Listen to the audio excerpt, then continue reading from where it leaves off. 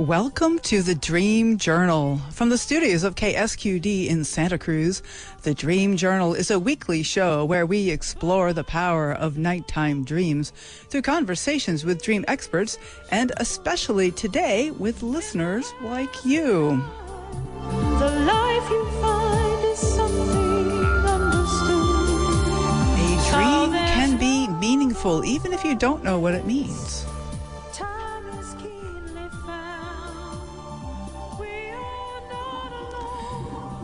Today's music, fading in, is kind of called Dream Remembrance.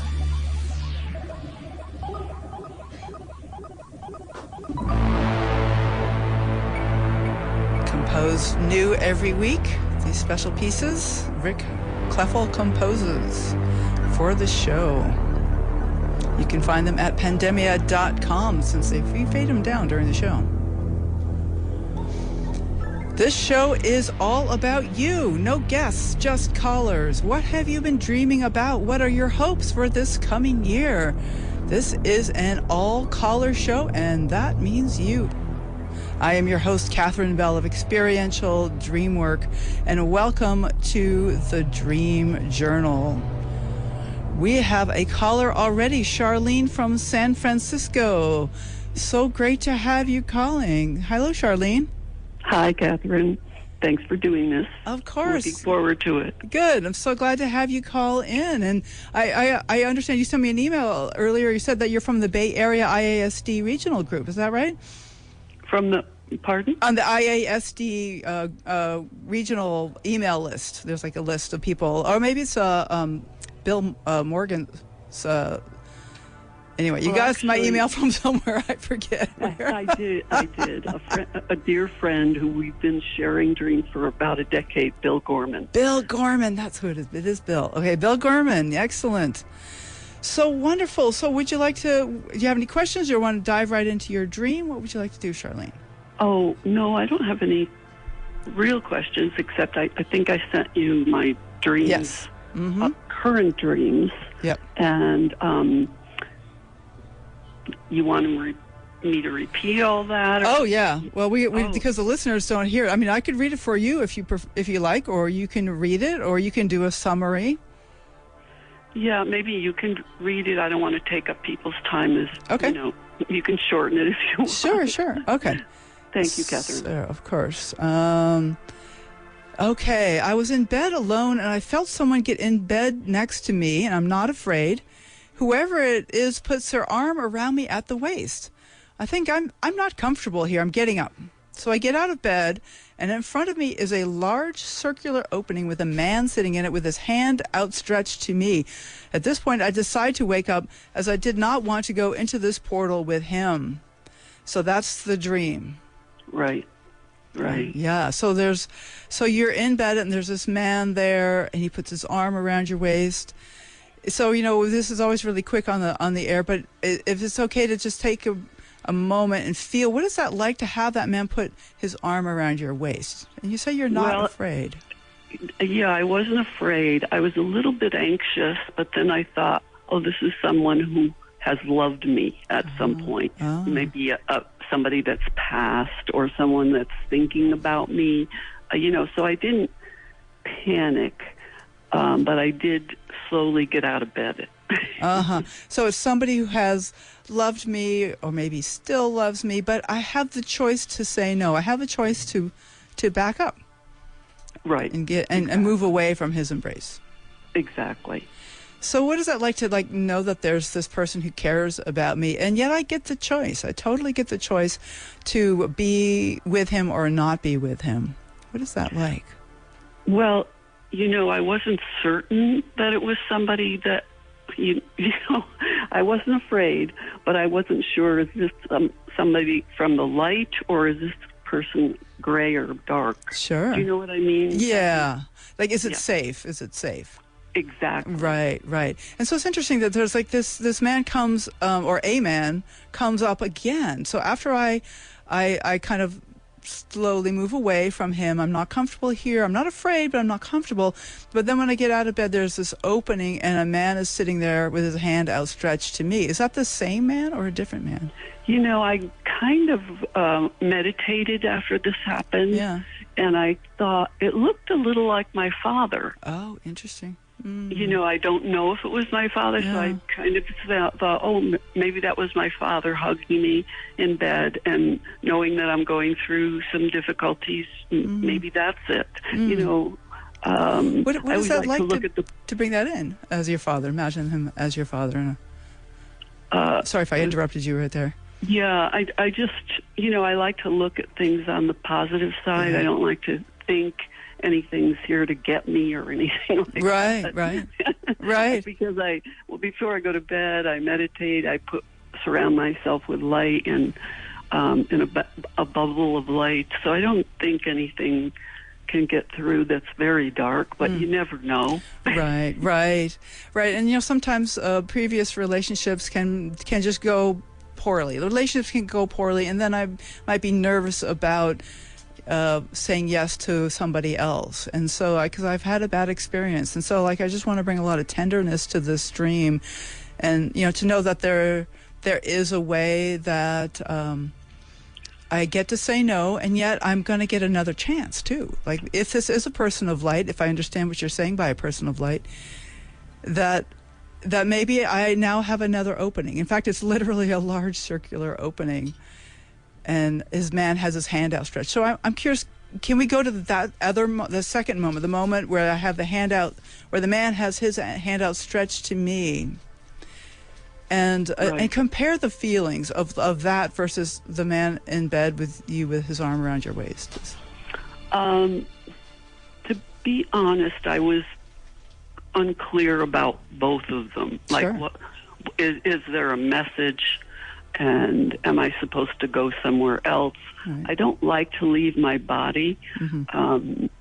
When I'm, you know, doing a lucid dream, I don't really like to leave my body. I don't want to break that cord, and, you know, I just don't feel safe doing that, and perhaps I should. Well, what should? What should? I mean, should is a kind of a harsh thing. Like, what if maybe I get to take as long as I need to take, and it'll be ready for me if and when, you know, and if I really ever want to do that. Maybe I totally get an option. I don't ever have to do something I don't feel comfortable with, you know. Right. And yet, is there also an invitation? And, you know, the thing is, I'd like to say about this dream and dreams in general is the invitation will come around again. You never really missed it because it'll come around again. Right? Good point. See, even in this particular dream, it's twice I get the chance to connect with somebody. And in one case, I don't know who the person is. In the other case, it might be my father. And maybe there's something to look at for me around my relationship with my father. I don't know. You know? Yeah. True. But the thing is that these offers come back, and so you get to say no and be assured that there'll be another opportunity. That's how I would look at this dream if this were my dream. Okay. And then I heard my name called, Catherine. Yes. Okay. I heard my name very clearly called twice. Right. But that wasn't the same night. It was the next night. Okay. So another invitation. See, there's another invitation. But then when I ask, what's the message, I hear you. I don't hear anything. Okay. So there's no, he doesn't answer. It's a male voice, I take it? Yeah, and this male voice that's been calling me, my name, has been calling my name maybe several times a year since I was like 4 or 5. Ooh, interesting. Yeah. Ooh. So this is a powerful recurring theme, because when something recurs, especially from such a young age, there's something that's like integral to who I am, perhaps. So there's something very deep, kind of ancient about this if it's been coming since then. And do you ever have a conversation with this person, or it's just a call and no answer? It's just a call and with no answer. I mean, now that I'm an adult, I always say yes. What is it? Sometimes I hear my name called and then knocks on the front door. And then I go to the front door. Of course, it's 3 a.m, so nobody's there. Oh, you mean you wake up and waking life and go check the door? I do. Oh, Yeah. okay. Oh, so it's Yeah, very when I hear real. Feels very real. Yeah, when I hear the name call with the knocks, Mm-hmm. I go to the front door and I'm awake then. Of course, I'm out of bed, Mm-hmm. but I don't know what the message is. And Mm-hmm. maybe it's just, I've asked if it's my guide. I have a spirit guide named Daniel, not him. Interesting. So I'm wondering about the idea of the definition of a message. Like one of the call lines for the show is that dream can be meaningful even if you don't know what it means. Like, can this just be a meaningful moment with maybe not even needing to know what it means? Like maybe there is no message, or the message is not words. What if there's another way to look at these calls? Because there's the message. You ask for a message. What's the message? Right. You know? Yeah, so maybe it's just that we are here. So what would that be like? We are here. We are here together? Well, just, what it's done for me to always think, oh, yes, there's another dimension. There's something else other than this material world. So that's how I've kind of, I don't know if it's correct, but that's how I've interpreted all these years. Sure. That it shows me that this isn't all there is. And you have a connection to that. You have somebody reaching out their hand to you across that gap. Right. So you have a certain facility there, a certain, ability to communicate, even though there's no message that you'd like to see, but there's a connection, right? Right. Right.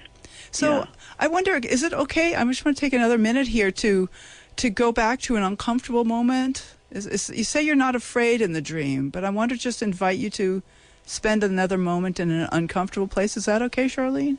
Sure. Okay. Catherine. And of course, just like in the dream, you can step away at any time. But I'm just curious about that moment of the man with his arm around your waist. Mm-hmm. And you kind of take a breath into that and know that you're uncomfortable.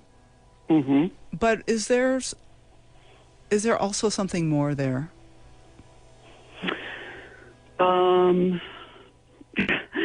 There is something more, but I don't know if I don't know if you have time for me to go in. Well, go ahead. Why don't you just say if you're comfortable sharing? Because it's up to you. You can always we can talk later, of course.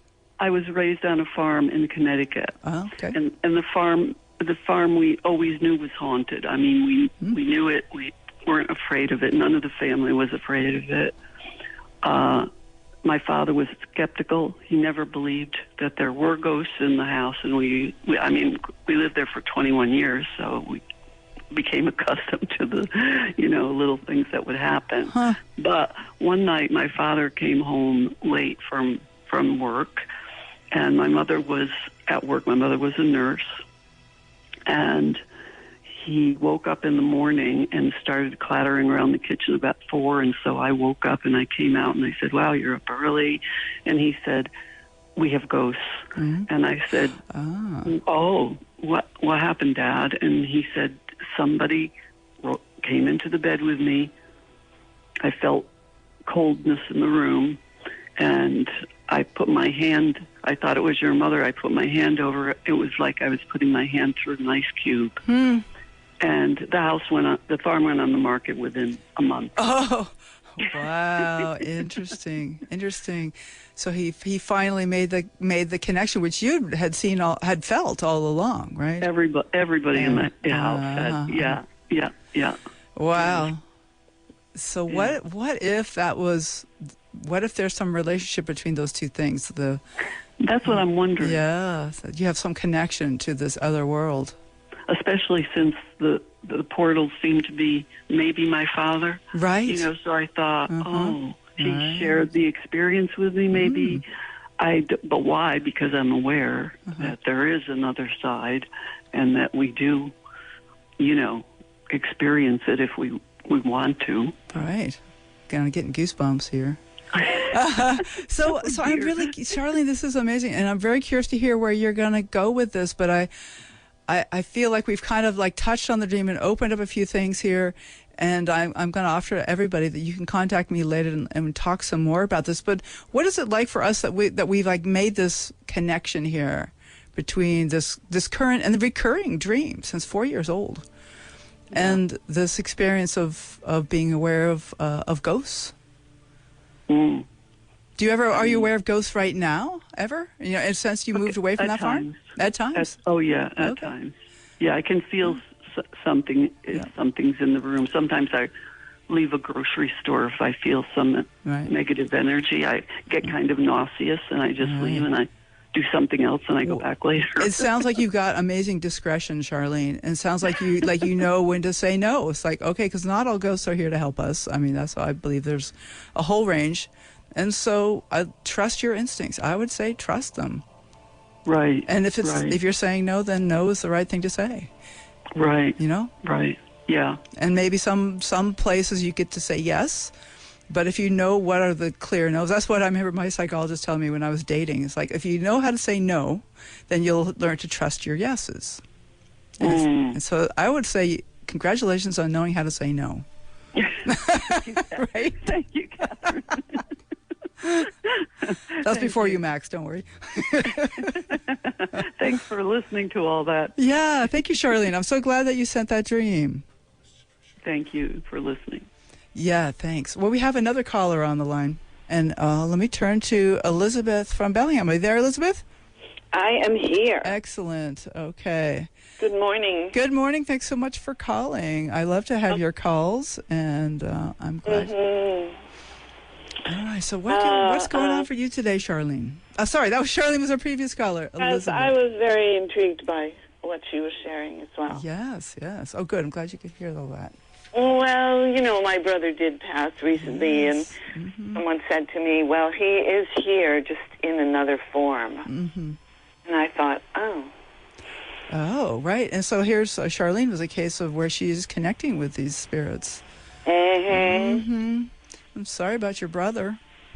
Well, yeah, he had a difficult life, and I wonder sometimes about that.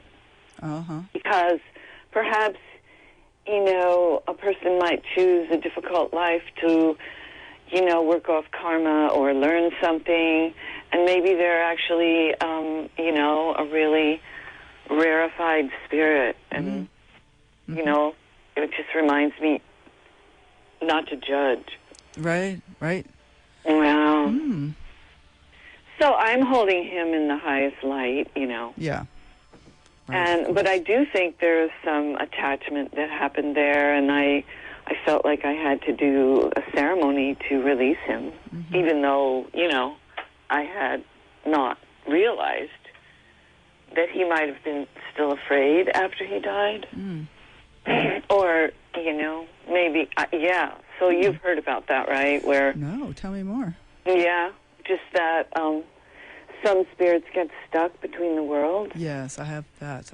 Right. And you're thinking that might have happened with your brother? Well, I just know that throughout his life I championed him, and that maybe no one else really did, although I didn't see him. Oh, but then later in life he did have caregivers who championed him, so I was really grateful for them, and so I was a bit surprised when my medical intuitive said, oh, you know, you're carrying him in a certain way. So I'm still working through that, and of course, I've had some physical responses to kind of the need to, you know, clear and cleanse and release in my physical body. Yeah, so my dreams have not been as profuse as they usually are, but I did have one last night. Oh, perfect. And I thought this was an interesting dream. So it's a tender time for me right now, and I was aware of some of my friends, like this one woman that I do ancestral medicine work, Summer. Her name is Summer Star. That's her real name. And she was in my field.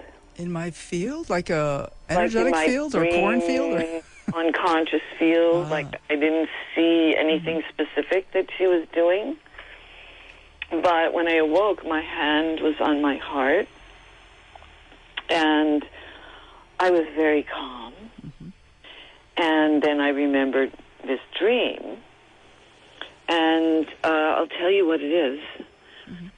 So I'm on the bus, and we arrive on this island where it's fairly close to here, and I go there frequently, and my chiropractor is on this island.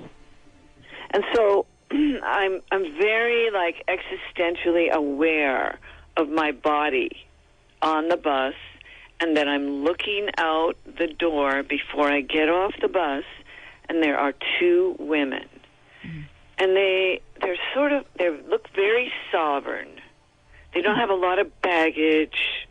They don't have any kind of expression of pain or joy. They're very much just there. And I feel like I recognize them. And then they go in different directions. Okay. So they're kind of like solid women, but not like overweight or anything. They're just like you might see it in an old movie or something. They just like, I don't even know how to explain that part. But so I get off the bus and I am walking towards the office where my chiropractor is. The other thing is that office is also where the writers meet. Like, I have two chiropractors. One of them is a published writer, and they have liked my poetry, and they have invited me to come to their writing group. Is this in Waking Life? Yeah. Okay. And I can't ever make it down there because it's 9 o'clock on Saturday mornings, and there isn't even a bus that will get me there. Okay. But it's a positive connection. And so I feel really good about stepping out onto the island. And I notice that my feet are covered with these very delicate shoes. And I can feel the earth under my feet as I walk. And I'm walking towards the office, and I'm hoping that they'll have time for me. Okay. Okay. So I know that I'm feeling a lot of sadness right now about my life, and I don't really feel like I'm getting my needs met. Okay. And it's sort of it's a surrender. The whole feeling of waking up with my heart, with my hand on my heart, and having this dream is a feeling of deep surrender. Yeah. So so maybe go into that feeling of deep surrender and the hand on the heart. Yeah, I mean, for the first time, like, John died on the 12th of November, so it's really been 2 months. And I haven't really felt sadness until, like, last night. Okay. I just was like, I'm going to allow myself, oh, my God, I feel sad. And then every other reason why I feel sad kind of came into the heart space of recognizing the emotion. Right, because there's never just one reason. And whenever we feel a feeling, then we get to touch on all the different places in our life where that feeling comes up. Oh, right? Yeah. And there's some directly involved with my, my life today. I don't want to go into those necessarily, but if it's relevant, Right. Well, it's interesting that I know that you're writing and you've mentioned your poetry. I've heard your beautiful poetry. And Thank you. So you're going toward the chiropractor, and there's a writer's meeting there. So there's something to meet together about the body and together with the writing. Right. Right? And I know you have health challenges, too, and so the chiropractor would be extremely helpful, and it's there where the writers are meeting, so there's some connection. Right? Isn't that interesting? Yes, yes. Yeah, you know that I've been with a small cohort in my writing, and yesterday we did something different. We did a bunch of Andy exercises so this new woman could, experience us.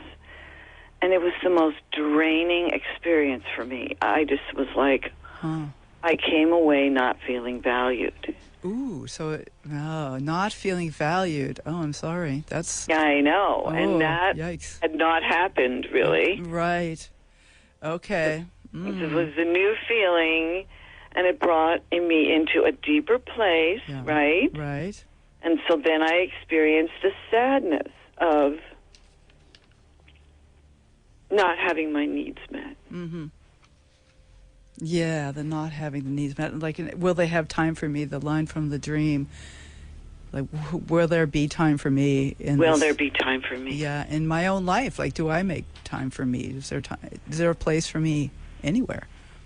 Oh, gosh. Yeah.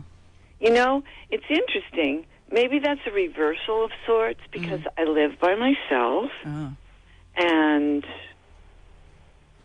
I take a lot of care of myself because I kind of have to, and I enjoy that, and I have a community that appreciates my sort of way of facing dilemmas with hope and care, and I advocate for others, and I do astrology readings, and, I definitely reach out to the world and give. But do I receive? Right, that is the question. Do I receive? Well, I'm sorry that you had that experience of not feeling valued in that writing group, because that's just so painful.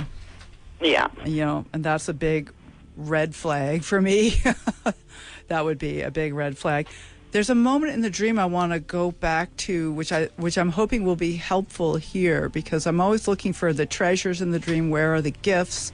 And how you have the gift already of the chiropractic office being in the same place as the writers group. So that's there is something valuable here. Maybe not this one particular group of people, but there is something about the writing that's valuable. But I'm wondering about this moment of walking with your feet covered with delicate shoes, and you can feel the earth underneath your feet. So what is that to feel those shoes? They're just so thin on your feet that you can feel every little pulse from the earth, every little grain of sand. Like, what is that like to have that connection? It was so luscious, and they were like sparkling, I looked down, and I was just thinking, oh, these feet, these shoes, wow. I mean, it was the best part of the dream. Right. So let's let that be the focus. Like, when you could touch back in to this dream, or to even moments of not feeling valued. Like, can I go recognize, because the thing about having these shoes that are so thin is that I can feel the beauty of the earth, but I also can feel the pain, every little pebble, like that sensitivity. Every little pebble is going to go right into my heel, so that there's something about being a sensitive person. Like, sometimes we use that as a pejorative. Oh, don't be so sensitive. And yet, right? And yet you're a poet. And so it's incredibly valuable to be sensitive. And yet we have this really thin coverings, this really thin boundary between us and both the beauty of the world, but also the pain of the world. I know. Right? Beauty and pain. Beauty and pain. Seem to go together. Don't they? Right. Oh, my goodness. But I love how you can look down and see the shimmering glints of whatever on the ground. You can see the beauty of what you're stepping on, and maybe that's just the yin yang of being human. Oh. And you're able to hold that. You could hold that for your brother. You could hold that for your family, and for yourself and your community. Like, some things are good about the community, and some things are not. And can I still keep walking forward on my delicate shoes? Don't let myself get calloused. Like, Mm-hmm. right? Mm-hmm. Yeah, and there's another piece in that. Yeah. Beautiful, because it does relate to a post that I received this morning about the yin-yang of giving and receiving. Mm-hmm. Mm-hmm. Yeah. Oh, good. There was a lot of joy in those thin shoes, and maybe it's a healing moment too, because part of the physicality of this, like I had a hives outbreak. Oh gosh. And then there's like this little bit of edema in my knee, and so it definitely is about balance between the right and the left sides of my body. Mm-hmm. Like that left side is supposed to be, it relates to the feminine. Mm-hmm. And are you receiving? Oh, and that's what's the question in the dream is: do they have time for me? And do I feel valued? Do I? Mm-hmm. To me, it's sort of like a dream that is part of my waking life, but that also connects me with my soul. Oh, wow. Beautiful. Like the part of me that really has a lot to give, offer, but why am I not feeling valued? Right. And just having a lot of tenderness for that, and like noticing that I'm not able to let in the value, or I'm not finding, do I value myself? Okay, let me change tax. Do I value myself? Mm-hmm. Yeah. Like, or how do I value myself? Yes, thank you. Yes, because I do, and you're an amazing artist and just a human being. We've had conversations before, and you've called to the journal before, and I just love the light of your soul, and so I thank you so much for sharing this with us. Oh, thank you, Catherine. Yeah, I will go on to my day. Yeah. And I will, I will feel all of this connection with you. Good. This whole thing of being on the phone and being valued. Good, you are. And let's be in touch, and let's talk some more, because there's a lot here for sure. That's great. Thanks, Elizabeth. Oh, I sent you something in the mail, too. Oh, fabulous. Oh, how nice. I know. I finally got some cards made. Oh, great. Oh. Thank Enjoy you, that. so I'll talk sweet. to you soon. All right, take care. Thank you, everyone. All Bye-bye. Right. Bye. I want to let you all know that we are broadcast live from the KSQD studios in Santa Cruz and co-broadcast live in San Jose by KCXU.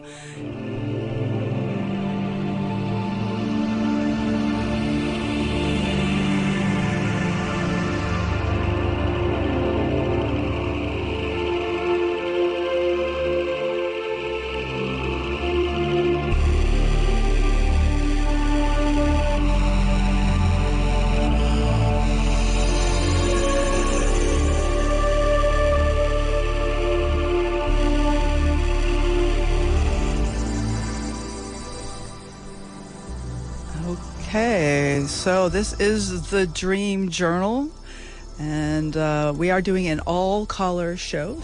I want to welcome our far-flung listeners from all over the world. We have Pacific Grove, California, Aptos, Oakland, La Quinta, Seattle, Washington, Parker, Colorado, and Ashburn, Virginia. So much for joining the Dream Journal. Thank you so much. And, if you want to help nudge the algorithm to spread interest in dreaming, please follow the Dream Journal on your favorite podcast app. And if you are inspired, please leave a rating or review, because it really helps more than you know.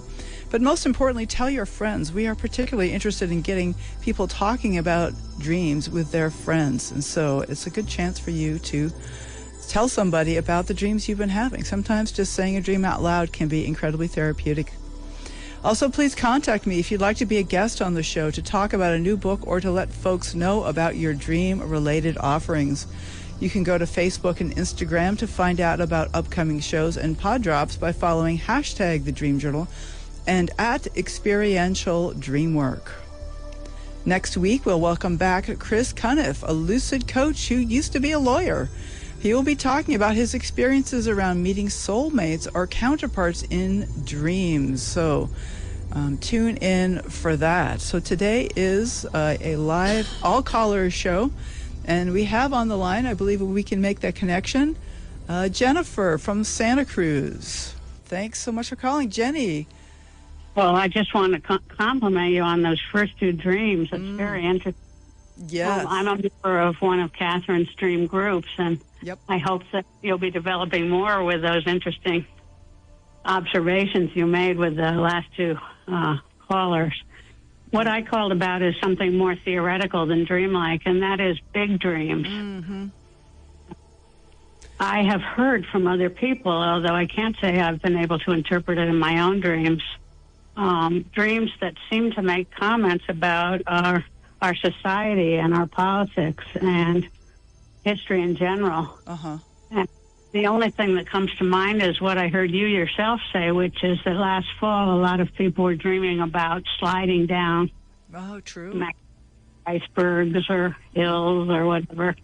And I feel it might have been an example of a common dream that people were having about the situation in the world, all the wars we're suffering, and depending on your point of view, the election. Mm-hmm. So I wonder what your thoughts are about that. We're having a meeting of the IASD in Santa Cruz in the fall, and I would like to talk about big dreams, but I need material, so I'd be interested in your input.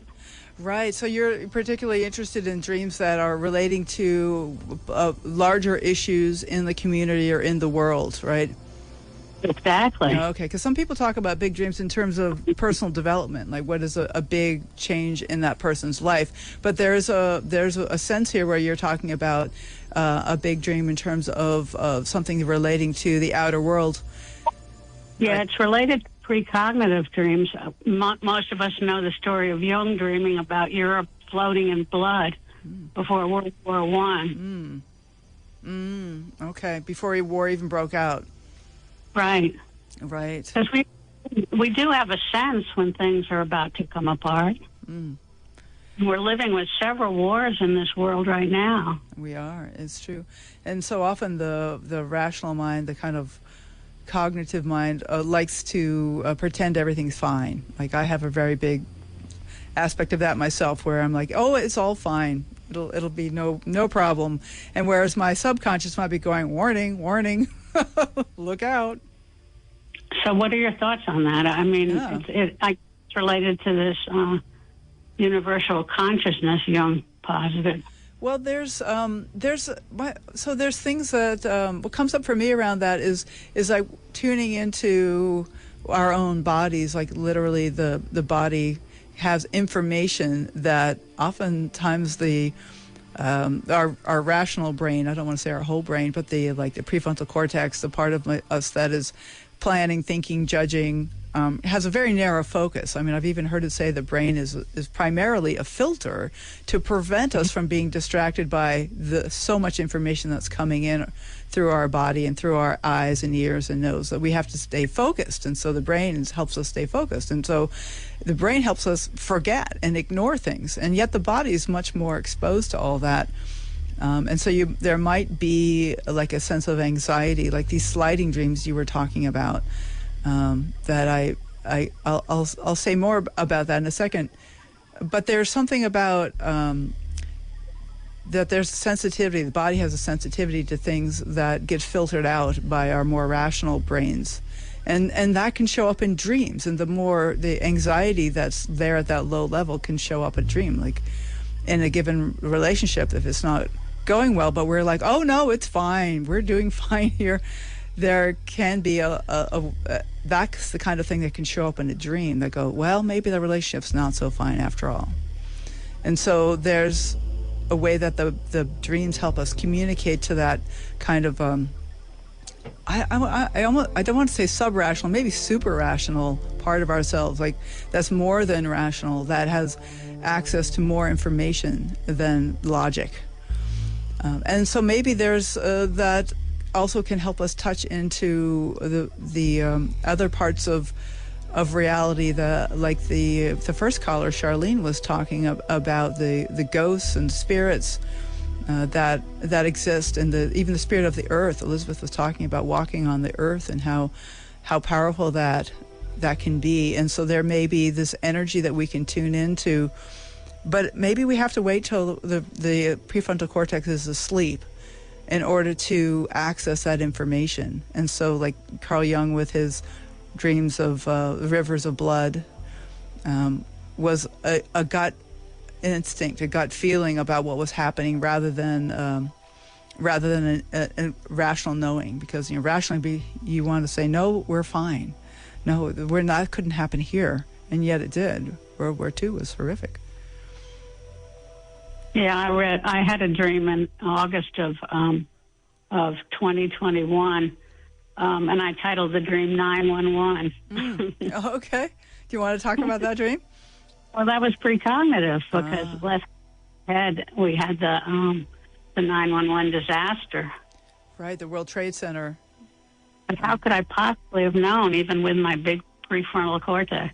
Well, is time really that linear? I mean, this gets to the question that we asked with a guest, Eric Wargo, is like, is time that linear, or is that just something that brains are that's the best they can do, is have it linear?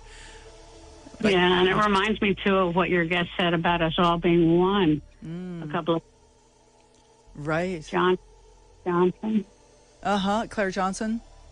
But we're really connected. Yes, and maybe there's this whole concept of the sea of consciousness, which is that there's this kind of Western idea that consciousness arises as sort of the pinnacle of evolution, like it rises within the brain of beings that are conscious, that can bring awareness to themselves. Like consciousness is an emergent property, and yet there's this other theory that maybe consciousness predates matter, and that there was consciousness, and there is consciousness that underlies everything, and that we're just little outgrowths of consciousness, that even rocks and pieces of the earth and trees and animals and humans are all outgrowths of this sea of consciousness, and that we've just gone to the point we can actually start to recognize some of that. And so that there's a way that we would then be connected to those animals and rocks and the other parts of society and other human beings at a pre-verbal level, or super rational, if we want to call it, beyond rational. Our dreams. So we're getting really theoretical. Yes. Thank you, Kath. Well, let me just talk about the sliding dreams for a little bit, because I had a whole series of sliding dreams, and I'm still having them. I had another one about a week ago of sliding down this really steep bank, like about 60 degrees steep, over 45, really. And in various contexts, sometimes by the beach, sometimes it was a muddy hillside, and sometimes I bump down at the bottom, and sometimes I don't.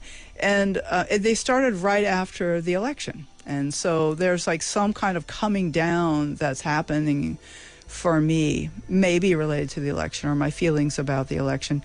And there's been a number of people that I've worked with who have had similar kind of sliding dreams. And so it is kind of a theme. And that's, I don't know what it means, but there's some certain commonality between these people having these parallel dreams. And what it means, I don't know, but there's some parallel going on. And so maybe we're tapping into some big movement in this consciousness that we're not aware on the rational level, because the rational self is filtering everything out. I find this fascinating. Thank you. Yeah, thank you, Jenny. And thank you for bringing up the IASD Regional. We are going to have a regional conference in Santa Cruz in October 10th and 11th, and it's going to be just an excuse for us to get together and party. We'll be at the Museum of Art and History October 10th and 11th, and me and Linda Mastrangelo are putting it on. There'll be a lot more information on it soon. There's also a big a virtual conference. The IASD is putting on their yearly conference. This year is going to be online, fully virtual, in June. And you can go to asdreams.org to learn about that. And I'll be doing some presentations there. And it's a chance to join for wherever you are. No travel costs, no hotel costs. You get to join right from your own couch and bathrobe. Bring a cup of tea. So that's in June. the international conference, and then the regional conference in Santa Cruz is in October. So thanks for calling, Jenny. Well, thanks for having me. All right, take care. I'll see you soon. Too. Yeah. Bye. So we have a few minutes left, and I was wondering. Oh wait, we have just in the nick of time. We have Ray from Santa Cruz on line 2. Okay, good. We're getting the lines are hopping today. It has been 4 years since I did a live show. I think that's what I discovered. So I guess maybe it was time. Yes, I think so too. Oh yeah, call-in show from a call-in show. Yay, Ray! Thanks. Hey, Thanks for calling, Ray. How are you doing? hey, thanks for being there. I'm really sorry I missed the first half hour of your show today, but I tuned in while you were analyzing Elizabeth's Yes. dream, and I really liked all the stuff you were saying. That it kind of gave me a whole other feel about your how in contact you are with all the different possibilities of what a dream can mean, and I've been listening since day one, really. Yes. I've called in a number of times, but yes, you have. Just kind of trying to figure this out. How do we get our dreams to, or how do we tap into our dreams to actually guide our life? Right. I have a lot of vivid dreams, and I'm always wondering about what you said about value. Can just mean so many things on so many different levels. And say more about that. What's that for you? Well, I think I like the value of how we fit into society, the value of how we relate to our earth and others. The value that we can get out of our work, and the value that we give to others through our work. Of course, there's my girlfriend calling right now. We'll talk about value. I guess you value her. Oh, yeah, boy, do I, but she's going to have to wait for a second. Yes, she is. I'll call her right back. Okay. I mean, there's so many ways to relate to that, and that's something that I struggle with a lot because I want to do more with my life, right, than just work all the time. Although I really love my work and the people I get to meet, but the value part of it is also everything costs so damn much. I'm not sure how anybody can even afford me to build for them these days. Right. But thank God the work still keeps coming in, and I'm not getting rich, but I live okay. But back to the dream part of that. How do we tap into our dreams to show us the way to make ourselves the most valuable people we can be? You know what I mean? Right. So do you have any ideas around that? I mean, you think about your dreams a lot, I know, and you share your dreams and you value them clearly. I think as far as what I think mostly is my conscious mind telling me how to be valuable comes down to I don't know. There's a quote. I don't know if I told you this before. That it's in a book I read of powerful women, sages of the last 100 years, and one was Mother Maria Skloptsova, and she said, just remember this for a second. She said, "We are required to be worthy of our freedom, which means that we have to impregnate it with maximum creativity, fire it with genuine spiritual zeal, and transform action into the ceaseless work of love." Wow. Yeah. So to me, I think about that a lot, and I don't think about it enough while I'm in the middle of something that's not going quite my way. I'm more likely to, get irked at the situation or myself, and then I think about those wise words later. But to me, that's kind of how we can create the best value of what we're here to be for, is just to always value love and work towards that. Well, I think we're going to let that be the last word of the show, Ray. Thank you so much. Always valuing work and the ceaseless work of love. With a little guitar riff behind it. I love it. Yeah. Ray, thanks so much for calling. I appreciate you being a regular listener. Yeah, thank you for being there for all of us. Okay. All right, take care now. You too. Bye-bye. Bye. Well, thank you all. That was a lively show. I really enjoyed that, and it was so good to have so many callers. And be sure to contact me on social media, the emails, through phones, and I'm happy to follow up with any of the callers. And I do offer a free 45-minute introductory session if you want to see what it's like to work dreams with me. Guess you got a little hint of that today. So really, thanks for listening. We are produced at the studios of KSQD in Santa Cruz, and we are live every Saturday at 10 a.m. Pacific. You can listen at ksqd.org. The podcast is released on the Monday after the show, and it spreads interest in dreaming when you subscribe, rate, and review. I am Catherine Bell. You can find out about my dream coaching practice at experientialdreamwork.com. You can email me at catherine@ksqd.org. That's KATHERINE@ksqd.org. Follow Experiential Dreamwork and hashtag The Dream Journal on Facebook and Instagram to find out about upcoming shows. I'd like to thank Rick Kleffel, engineer and music creator. Audio editing by Suki Westling. Phones today by Tony Rosimano. So many phones. Thank you so much, Tony. Intro and outro pieces are both by Mood Science. And tomorrow morning when you wake up, take a minute to write down your dream and bring it to the next Dream Journal.